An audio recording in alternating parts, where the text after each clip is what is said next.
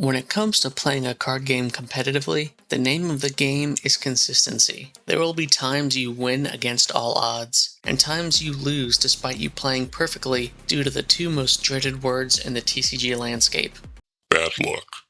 Players will spend significant time and money to build and test the highest echelon of competitive level decks to get them the edge wherever they can get it. All of this work and money spent is to improve their chances of victory due to the RNG nature inherent to card games. Even if that improvement in chances only increased by a small percentage, players will still do whatever they can to give themselves the best shot at winning. When it comes to the beta format of the Cyberpunk TCG, there is one strategy players are picking up on and are using to great success. And by great success, I mean upwards of almost a 60% win rate, which is crazy. This strategy that everybody's employing is not a secret card or legend combination or anything like that. It's simply choosing to go first.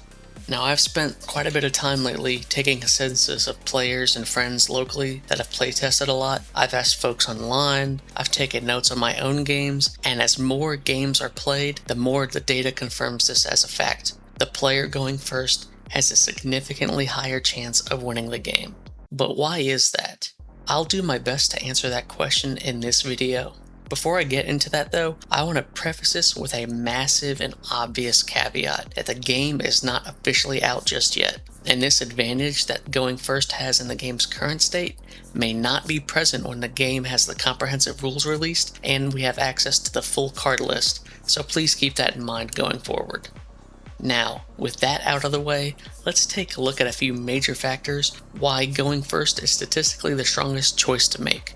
The first factor to account for is the most obvious and the biggest factor that contributes to this disparity.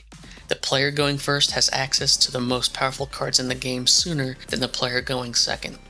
If we expect both players to never miss a turn of selling a card, the player going first will always have an eddy advantage over the player going second. This access to more resources allows the player that went first, player A, the opportunity to play more expensive and stronger cards before player B can.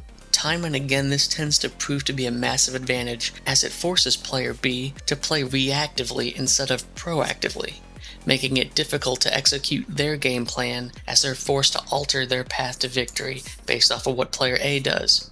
Player B's either spending too many resources or sacrificing important blockers in an effort to keep their important units alive, or to prevent player A from stealing too many of their gigs to threaten an early win. The player going first gets to dictate the flow of the game in most cases and use that to massive advantage.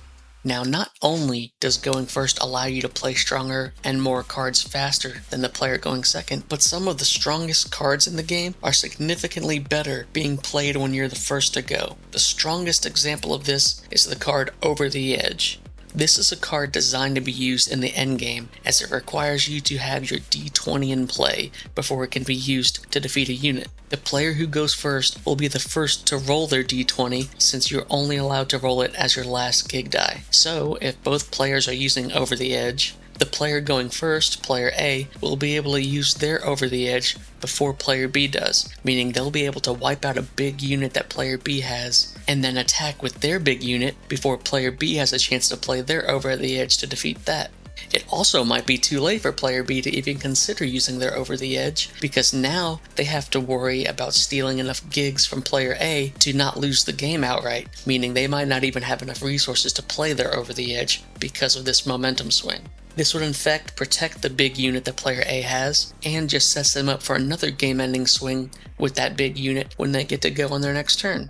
Or perhaps they even use a second copy of Over the Edge that they waited to use. Other incredibly powerful effects that are highly beneficial in going first are of course Placide's bottom decking ability and Atom Smasher's board wipe ability, but there are many others that show, as stated earlier, that the player going first dictates the momentum of the game. The reason the player going first has such an advantage centers around the fact that this is a TCG with a fixed turn system in place, meaning games will only ever reach a certain turn limit before it's over. In the Cyberpunk TCG, after both players have finished their 7th turn, with neither player winning the game by controlling 7 gigs at the start of their turn, the game shifts into overtime.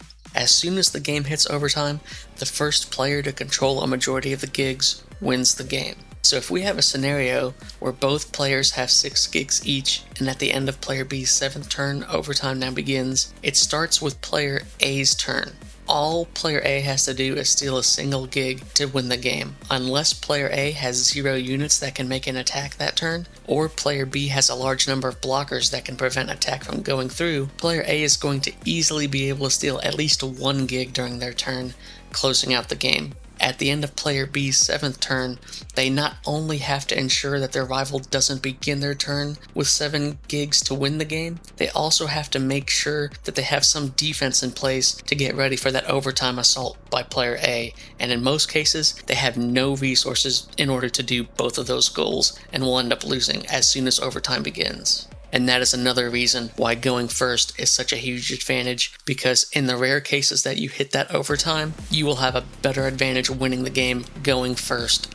Now, I will say that getting into overtime is pretty rare. I rarely encounter anybody going into overtime that I play with or around. So this is a smaller factor, but it is still a contributing one that would help the player going first with a significant advantage over going second.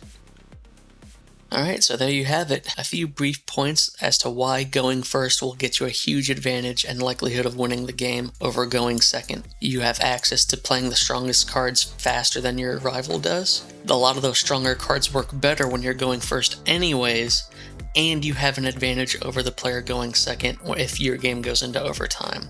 So with all that said, unless you have a deck specifically tailored to want to go second, I would advise you to almost always try to go first whenever you have the option to choose, because you will have a significantly higher chance of winning the game with just that one simple decision. And if you're like me and you want to try to be the best, you gotta employ the best winning strategies.